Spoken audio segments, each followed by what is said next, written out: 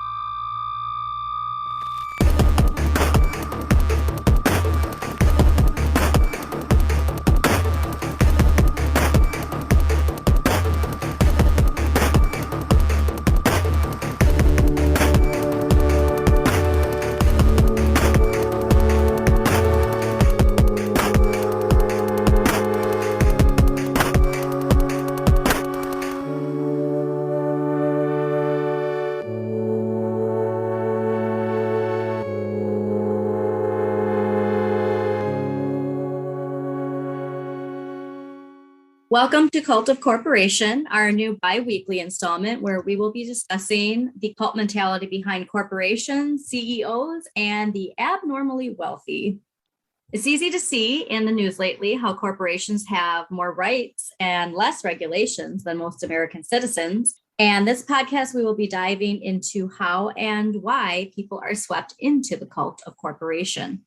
For me, the biggest aha moment was when Roe versus Wade was overturned in the same week that the EPA regulations were lifted for coal and oil companies. We are under the control of corporate power, and it's not the power of the people. Right. The question of who is benefiting from a decision. And it's really hard to imagine how my retirement is more secure from these decisions. It's hard to imagine how healthcare is more affordable or schools are better. It's not helping me. It's not helping the people that I love and care about. Yeah, exactly. And yeah, if you look at the polls of what we the people want versus the decisions that are being made in Washington, you can see that false narrative of, the power that we have is dwindling. I even saw too, what I enjoy is on Twitter. I mean, not just on Twitter, but on social media in general, people calling out Democrats too, because I'm tired of seeing, oh gosh, this all sucks. Like, give me $15 so I can fight it. Well, no, nothing's happening. I'm not giving you money. You know what I mean? It's like, I get you don't have the corporate backing of some of these bigger corporations that are funding the GOP, but your inaction speaks more than the $15 you're asking me for. That's such an interesting point, and I totally agree with it. It's like, how is it that 80, I don't know what the number is. I'm actually allergic to numbers like that. People throw them around, and yeah.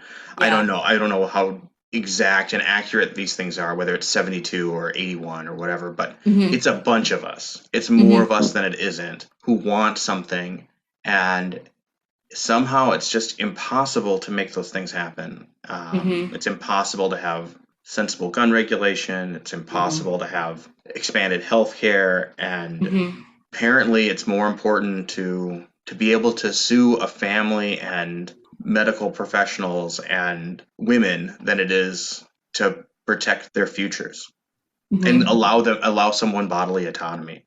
Not even protect. That's the wrong perspective.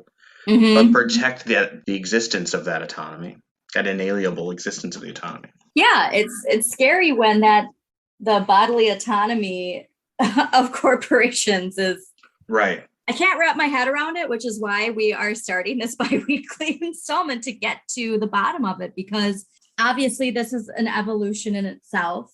This has evolved from something, it's snowballed. I mean, we can link it, to lead, like lead snowball. There's a snowball accumulation in your body. All of this is a snowball accumulation. Like I said, I know that we're going to get the links between leaded gas regulations, tobacco regulations, and obviously the one that they are refusing to address with lead ammunition. All of this pushback is because a group of people who have never been told what to do were told what to do. And this is the pushback of that ego. And that's kind of disgusting because yet that ego is greater than the good of the people. That's just a level of narcissism that is really causing all this. I feel like at the end of the day, I think that's what it is. I don't really see it as any other, but who knows? Maybe my opinion will change as we dive more into this.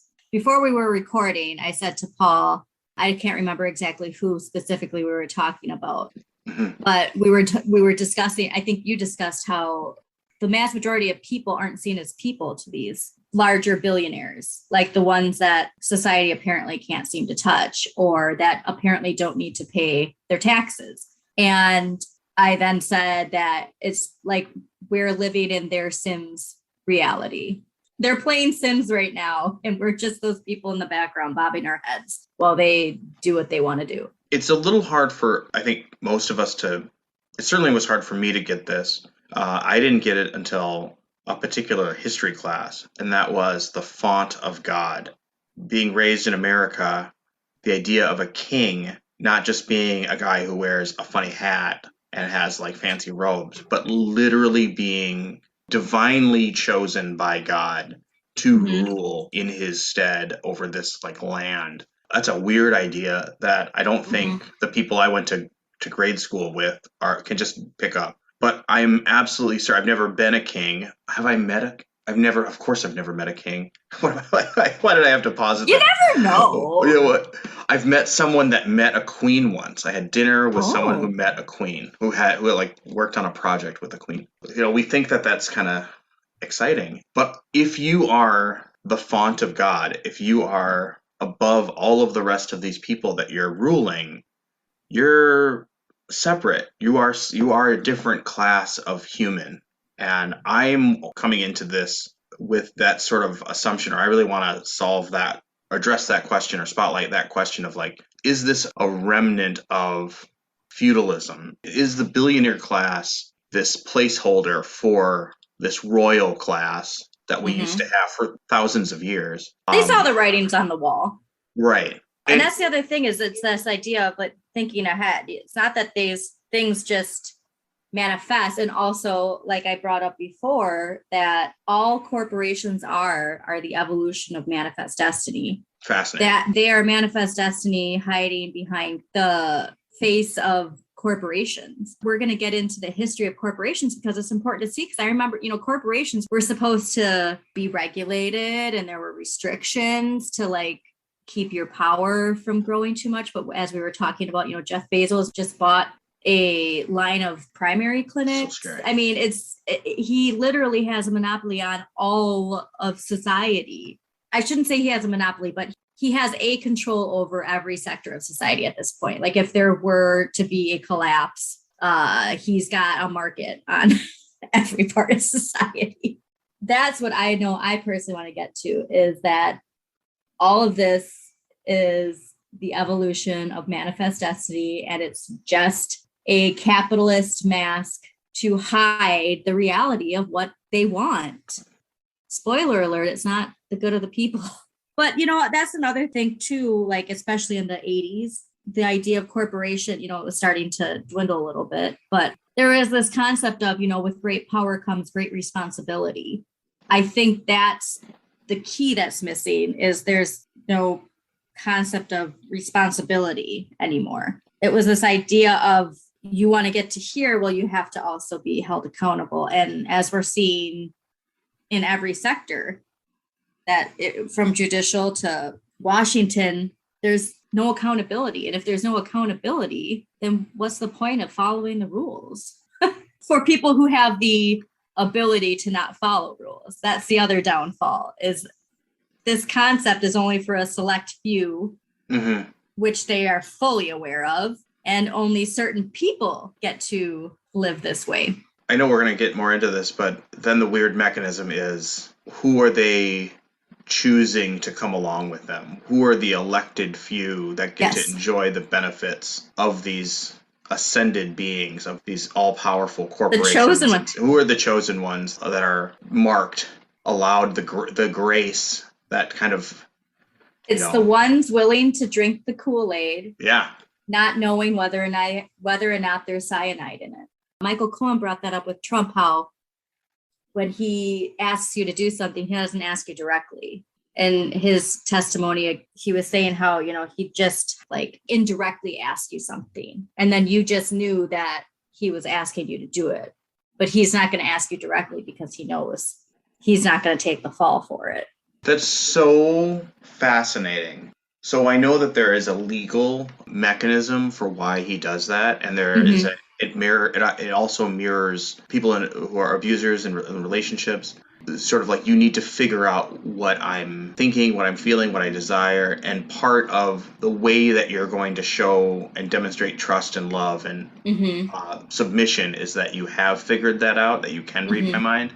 But I'm wondering if there's a religious analogy, if it's analogous to like almost Gnosticism, where within the person who's doing the figuring out, so like if I've read the runes correctly, or if I've interpreted the stars correctly, or if I've listened to the burning bush correctly, or the prophet, and I've figured out what they want or what the right answer is, I then become a kind of divine interpreter. Like, I'm growing closer to having that, like that connection, but also like that power, because I'm figuring these things out. They're not telling me directly, but I know.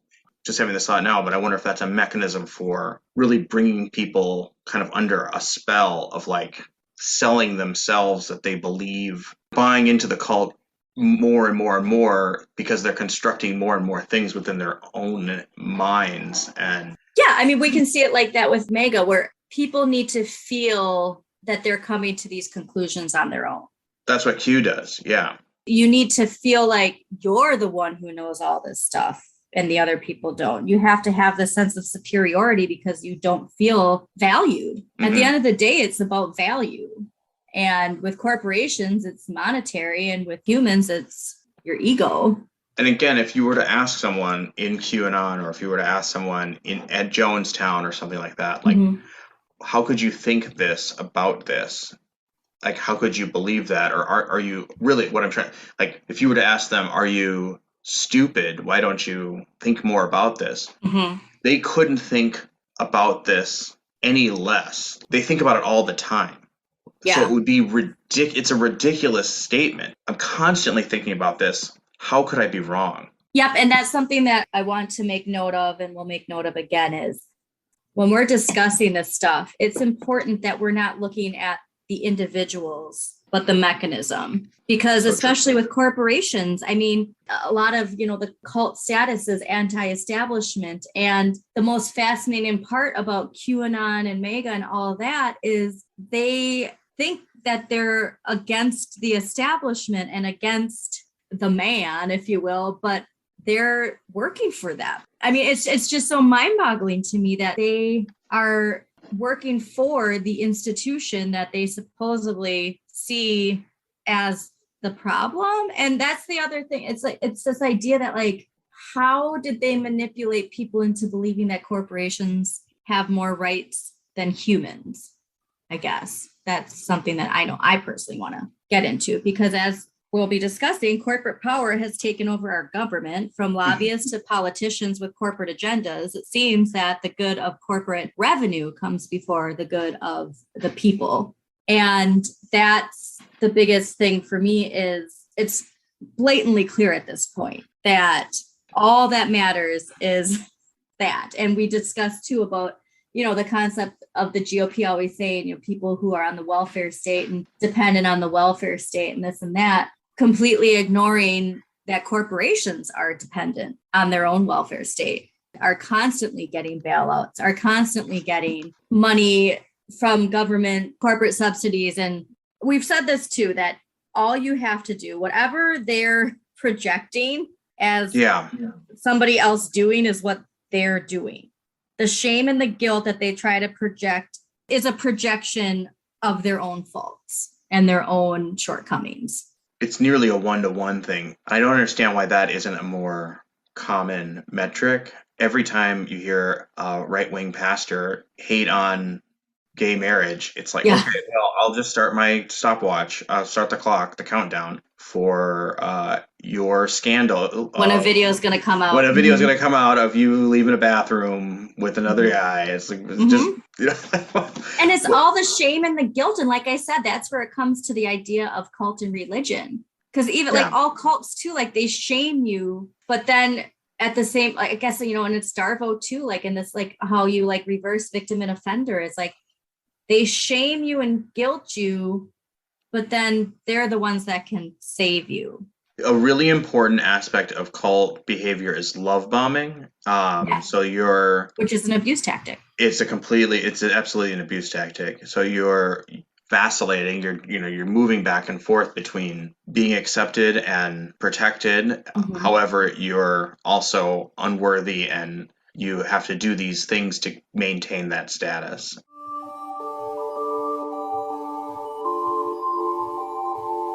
So before we come to terms with how we got here, let's take a look at the origin of cults so that we can hopefully understand a little bit more.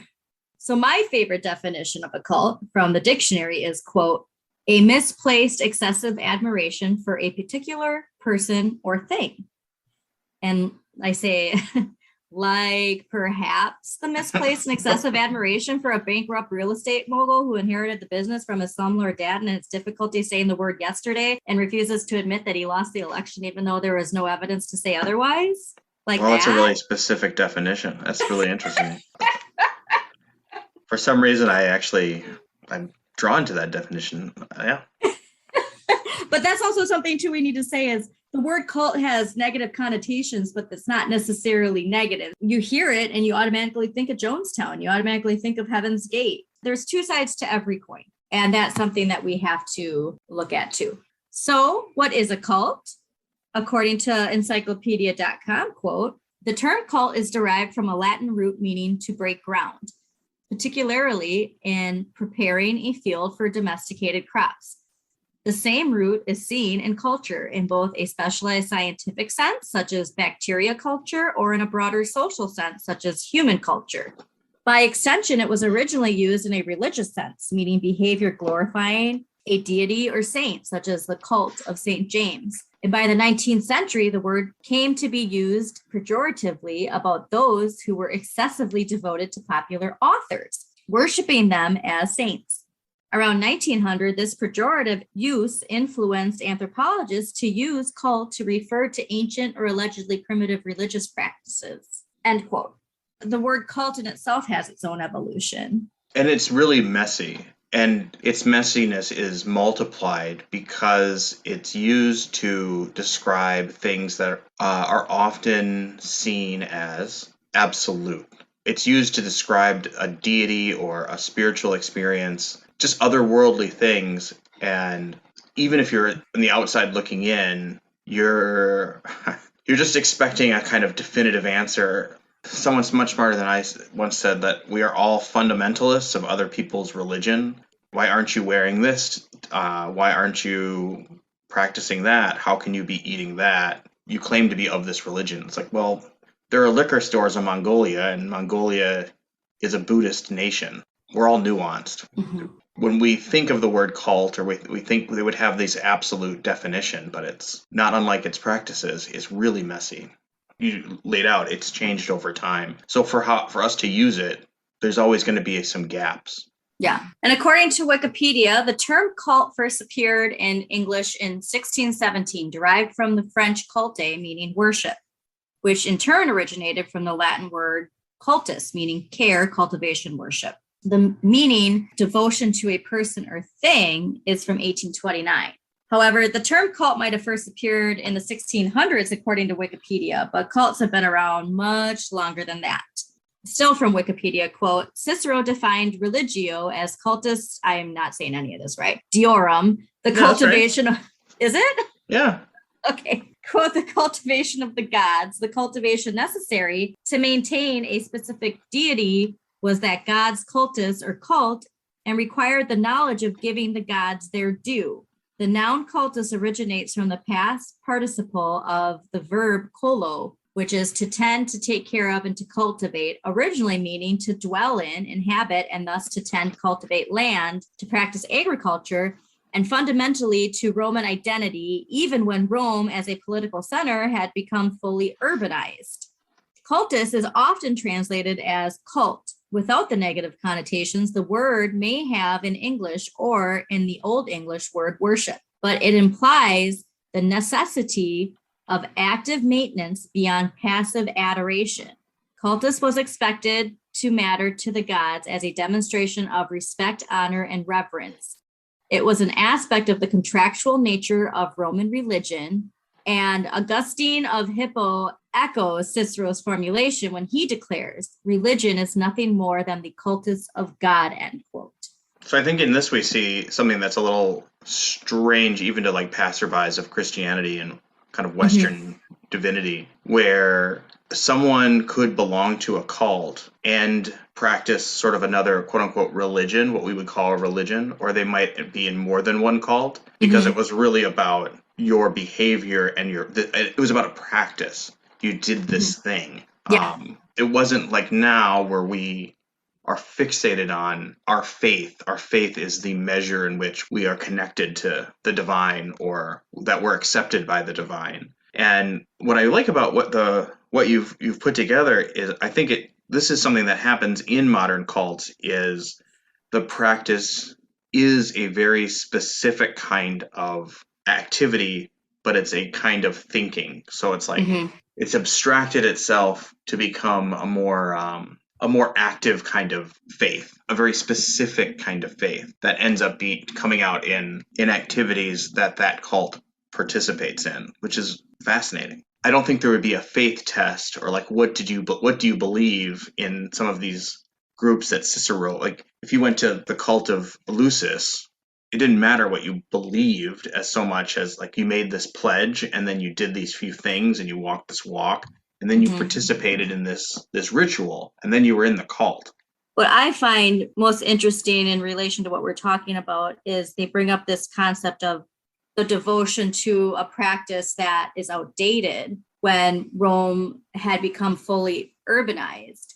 And that made me think of the cult of corporation behind energy and this devotion to coal and gas, even though we are in a phase where we should be adapting to renewable energy. The cult of corporation is stuck on this concept that we can only use fossil fuels. We can only use these outdated systems when our society should be evolving past that. Every time it's brought up about solar energy or wind energy, the coal corporations and the politicians who are paid by them are constantly talking about, taking away from the coal workers and this and that, and, not talking about the amount of thousands and more jobs that they would have and higher paying jobs in renewable energy. I just find that so fascinating, like this refusal to adapt, something that benefits all of humanity and would benefit revenue too. I mean, I guess not in the long run because it does save money and they don't want to save money. They want to make money. That's a really good point. I think as we move through this, one of the assumptions that I'll be making is that we in the contemporary world participate in a lot of magical thinking. And I actually think it's really illogical to expect people to act logically. We could lay out exactly why something is better. Often that's going to be overlooked and actually pushed away for a much more simple, I guess the word I'm looking for is like gratifying. The fact that wind energy might be more efficient in the long run. I have a story about my ancestors working in a coal mine and how this is what my people do. Yeah. So I can't the heritage aspect. Yeah. I can't. Well, I'm going to say that's magical thinking. Like somehow by protecting this tradition, this heritage, my family and my lineage and my ancestors are deriving additional or continued value. All I can think of when you just said that. Suck it to me. The people with the Confederacy, how it's their heritage and it's something, that they have to hang on to it, even though it's not good. Or real. Or real. Yes. But that's exactly what popped in my head when you said that. It is that same link. that false identity.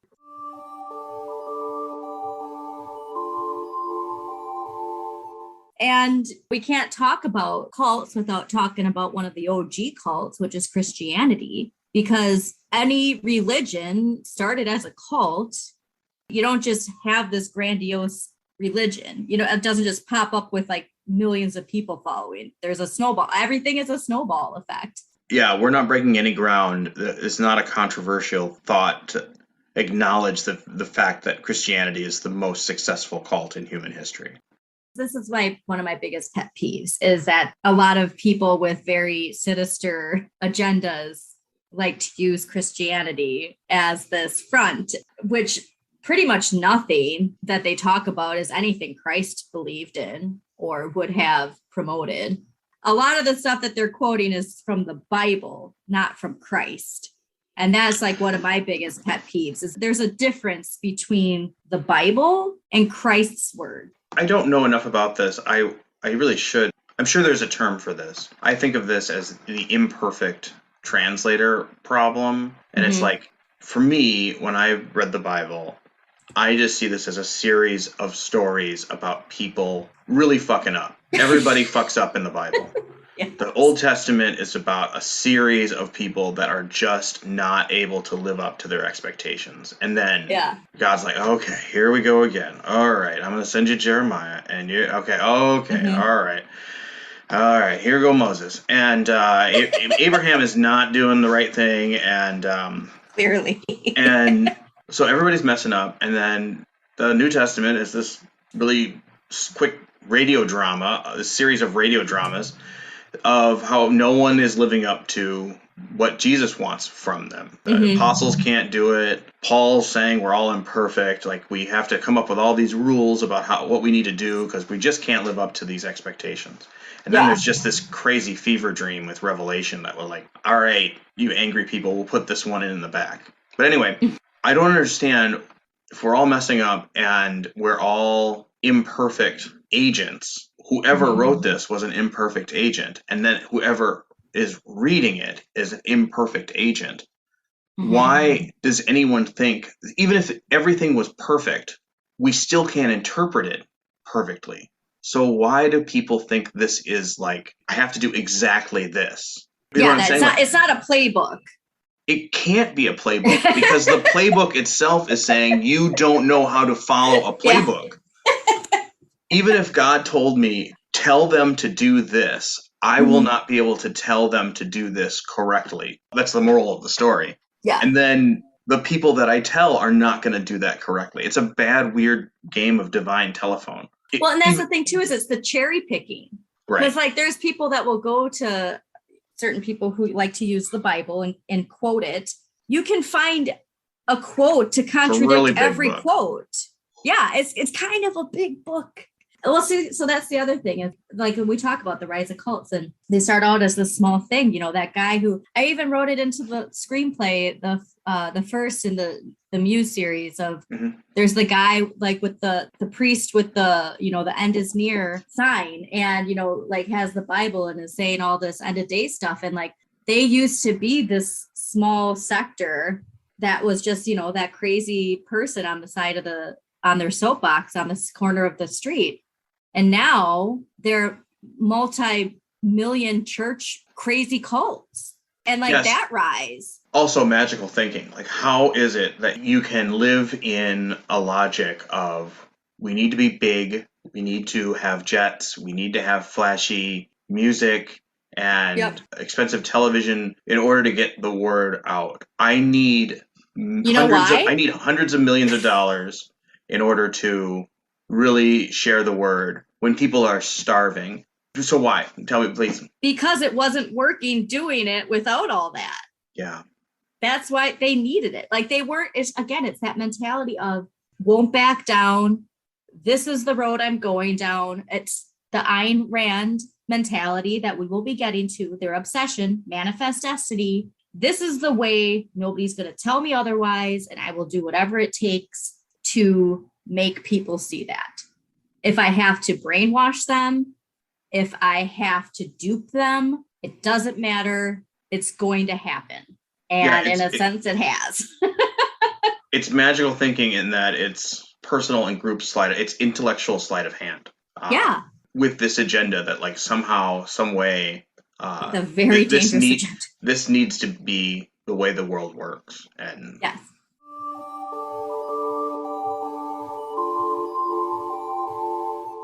Encyclopedia.com goes on to say, quote, most cults in the historical record have been short-lived, but some persist to become the nuclei of important religious movements, i.e. Christianity.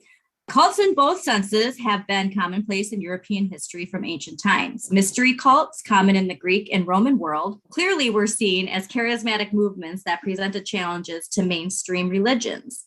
Such groups, particularly the Bacchanalia, thank you, were frequently accused of being cults in the negative, sociopathic sense. Similarly, persecution of the early Christian church by Roman authorities was based on the persistent rumors that it was a dangerous cult that abducted and cannibalized babies. End quote. I never knew about the cannibalism rumors, babies and cannibalism before. And that is so fascinating because think about the satanic panic. It's all about babies. It's always about babies. In the Bible, it talks about Moloch, and for anyone listening, I'm not going to weigh in on what Moloch was. I know that I do not know, like whether that was a deity or a practice or an object, or there's a lot of stuff going on in the translation of that. But there's like the Phoenicians killing babies and sacrificing babies, and it was, as far as I can tell, as far as I understand it, propaganda of these Gentile groups. Mm-hmm. Like it's always been about. People are so awful. They're doing this to the babies. Yeah, it's showing how they hijack these movements too. So they tried to repress it because it was disrupting the Roman authority. Mm-hmm. The same with, the idea of the satanic panic, that these, because not based in reality. And we brought up Ginny Thomas and the cult she came from, kidnapping, or not that she came from, but the one that she was indoctrined into after leaving the other cult. Kidnapping people to quote unquote save them. Mm-hmm. And it's all for this control. It's no different than what Roman authorities needed to do then. They needed to have that control and the freedom of thinking, or the freedom of thinking differently and not believing in the cult of the authority, that you need to listen to them to live a good life. You need to follow these rules to live a good life. It's the same thing. And so then they hijacked Christianity and made it completely not what it is. It's just interesting to see that the same stuff used by, quote, Christians, these evangelicals, these radical Christians, was used against Christ and his followers at the beginning.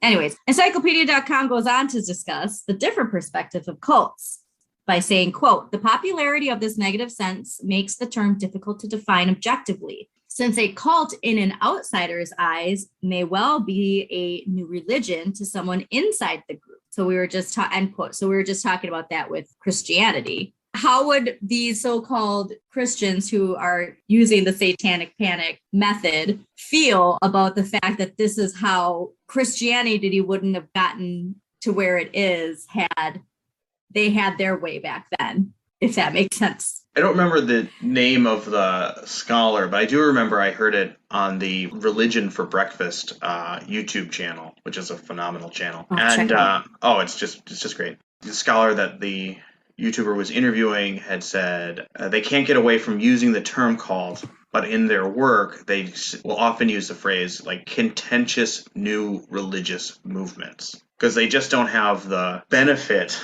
of history, like being, removed by hundreds, if not thousands of years from their beginning. And we can see this with Mormonism. The stories of Mormons the early Mormon community have some pretty dark chapters, but so does any new religion, and that's always in the super distant past of the long, long ago. But Mormons, it's like, oh yeah, that happened on this street. That happened in 200 miles from Chicago. Yeah. Encyclopedia.com goes on to say, quote, both the positive and negative uses of the term, however, agree that a cult is a small religious group that exists in tension with a predominant religion. In particular, such groups are highly cohesive in structure and are headed by a dominant leader who influences members' behavior in dramatic ways. They pursue a transcendent goal, claiming that the truths they perceive will transform all of society and encourage direct religious experience through participation in rituals intended to foster ecstatic or supernatural phenomena. Often, though not always, they are apocalyptic in nature, holding the contemporary society as hopelessly corrupt and will soon be destroyed or transformed through the direct intervention of supernatural forces, end quote. Hello, QAnon. Good Lord. Like I said, too, how capitalism and corporations are just manifest destiny in a new mask. That whole concept is how they've duped so many people into following what is their perceived actual enemy. I'm wondering if this is something I haven't really thought about. I'm wondering if cults sort of need to have an modern cults, these contentious new religious movements. I wonder if they need to have an impending event. There's always this thing the shoe that's about to drop. Well, the impending event for corporations is this concept that doing what's best for the people, that it's going to destroy capitalism, is going to destroy America. So the apocalyptic event is the destruction of the US, because to them that is the world. I'm thinking about gun control and how we're just moments away from the government taking your guns. They're going to come and take it's all guns. That's apocalyptic in its own about sense. to happen. Yeah. Yeah, it's the fear tactic, and they use that. It's just not in the concept. It's the same. It's just in a new mask. At the end of the day, what we're trying to show is all of this is that. It's just not seen in the perspective that you might think it's supposed to be. It's fascinating. Yeah. Going back, quote, during the late 20th century, rumors of cult activities in the United States especially developed around the development of new religious movements. Rumors that such cults engaged in blood sacrifices, sex rituals, or child abuse became especially prevalent in the second half of the century. The Process, an allegedly satanic organization active in Great Britain and the United States during the 1960s, was a repeated target as a cult in the negative sense, but a detailed sociological study of the group by William Bainbridge showed that the popular image was misleading, end quote. We discussed this as far as the projection. I mean, every time there's a pastor or a politician who's on their soapbox way too obsessively about the wrong or the shaming of other people because of their sexual orientation, or so much corruption. People are just stealing and they're the ones doing it. They're the ones stealing. Spoiler alert. They're the ones with the sex tape, because you have to deflect. It's all deflection. They think the more that they can deflect and put this on somebody else, the less people are going to look at them. And it actually works for a lot of people. I mean, granted, there's karma that does actually come to play with some people, but there's a lot of people still out there who are deflecting and getting away with it. I mean, you can even just look at the church itself. How much corruption and child abuse is within the church? Yeah. Oh, it's just ridiculous. The ruining of lives rather than like a rainbow brunch with someone who feels excited and empowered by and knows who they are. Knows who they are. What a horrible thing to share with kids. And that goes back to exactly where we started with saying the reason to have to create this fear. Mm-hmm. And the same with the Romans having to say that Christians were eating babies is because they were losing the control they had over those people. And it's the same with what you just said, children being able to find who they really are, children being able to be who they really are and discovering themselves by a drag queen who is being themselves and shining that light. They don't want that light shown. They need those people to be controlled. How are they going to control them if they are told something that they know isn't good and they go against it? Yeah. But not all cults are bad, according to encyclopedia.com. Quote, Such extreme cases such as the Jonestown Massacre and Heaven's Gate distract scholars from studying objectively the many cults that continue to arise within mainstream religions and as alternatives to them. However, many more such groups remain diffuse enough that their members' involvement in these religious groups does not separate them from their everyday work and social worlds. Such cults have been and will continue to be positive factors in the development of new religions and the modification of mainstream sects in response to cults' challenges. In addition to cults composed of charismatic Christians, many more such groups have become devoted to reviving neo-pagan rituals and investigating paranormal phenomena such as UFOs. According to a 2001 American Religious Identification Survey, the numbers of self-proclaimed Wiccans increased nearly 17-fold from 8,000 to 138,000 during the previous 10 years, with an additional 200,000 now belonging to a pagan or new age. Such new movements continue to provide individuals with creative means for pursuing religious experience, end quote. And please, dear God, I hope the witch trials do not come back. I mean, they are already here, but like literal, there again, another one wearing a new mask. Like the witch trials have been here already. Like it'll be a $10,000. It'll be a $10,000 lawsuit for women and people that assist women, and that's just awful. Yeah, but that's the thing that we need to know is that important part is when a member's involvement in the religious group does not separate them from their everyday work and social worlds. So that's where that split happens. I think we're seeing some messiness right here, and that is sort of by definition of the definition, which keeps changing. Mm-hmm. Like this cult would not have. They're saying there's new cults happening all the time, and some of them are positive, but these new cults that are positive allow for people to have other aspects of their life prioritized. And one of the models for defining a religion, I think we talked about this in the last episode, was the BITE model, which I hope I get right now, which is behavior control, thought control, information control is the I, and then E is, I'm going to look this up and hopefully edit this out, Stephen Hassan's BITE model. Emotional control. Oh, yeah.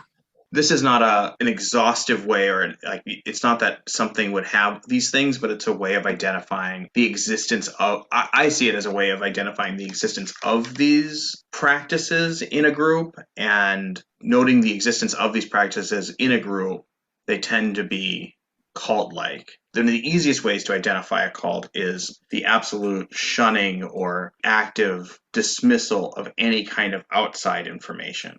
So the idea of like, I totally agree with this statement. It would be great to have cults that allow people to have like full lives and friends and family and softball Tuesdays, but then they wouldn't be in a cult. Well, see, but I think that's what this is trying to get at. Sure. Is that the term cult has been hijacked, and there are cults that you can do that. We have the concept that you can't. It's sort of funny because, and I totally acknowledge that, and I agree with that. And I'm just trying to point out that in the modern use of the term cult, yes, that that's what work. I mean. Yeah. But in the original use of the term cult, where it's like, oh, I'm a soldier, I'm going to be a part of like the cult of Mithras, even though I pray, to Artemis or, or not Artemis, that's a person, Athena or something like that. You can do those things and still, because it was about what you did. It was about your practice, not your belief, your behavior, not your belief. Yeah, because there's cults out there that it is you just being you. Yeah. That's the end goal. That's the end game, is to just have you open up to being yourself. And where it stems off is then where you believe that everyone has to follow that in order to get to that state with you. Yeah. It's the evangelical Christians, you have to be this type of Christian to get to feel that otherworldly sense. And then the other scary thing for me is that this like knowledge, this belief that not everyone can. So there literally, it is an acknowledgement that there's only 144,000 elect, like in Jehovah's Witness. Like that's it. That's the only people that are getting in. Like you're just not going to make it. So what kind of thinking, what kind of manifest destiny? What? Yeah.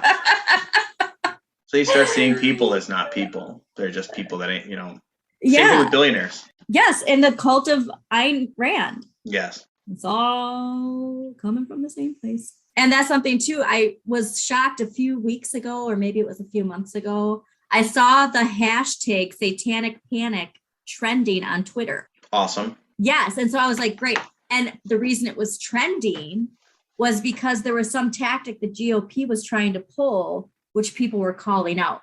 So I'm glad to finally see a revival of it, in a sense, just to show the reality.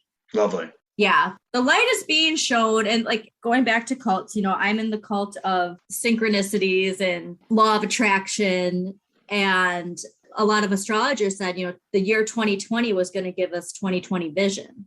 And I think the problem people had with that was thinking that 2020 vision, we were going to have this, lovely rapture of like, we're finally past it type of thing. But no, 2020 vision means you're going to see things for how they really are. Mm. And so it did give us 2020 vision. A lot of people's eyes were open. A lot of people's eyes were open. A lot of people's eyes were open to the realities. And so we're still working through that. Like we're still having to see things for how they really are. So I agree that like that's an exciting thing. I want to add, I also think that that's frightening. And the reason why I think it's frightening is when people realize how something actually operates and they see the complexity and it's overwhelming, the popular narrative is like, we're all going to start voting more and we're going to start, speaking up and raging against police brutality and this and this and this.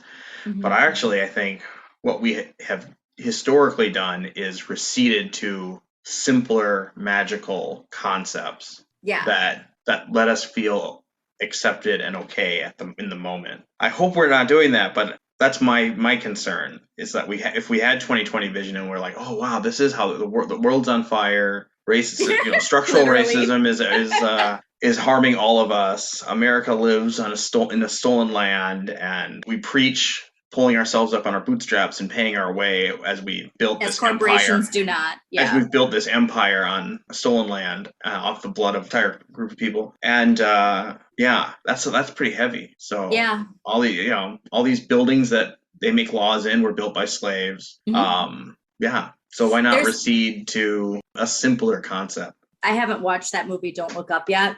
Have you?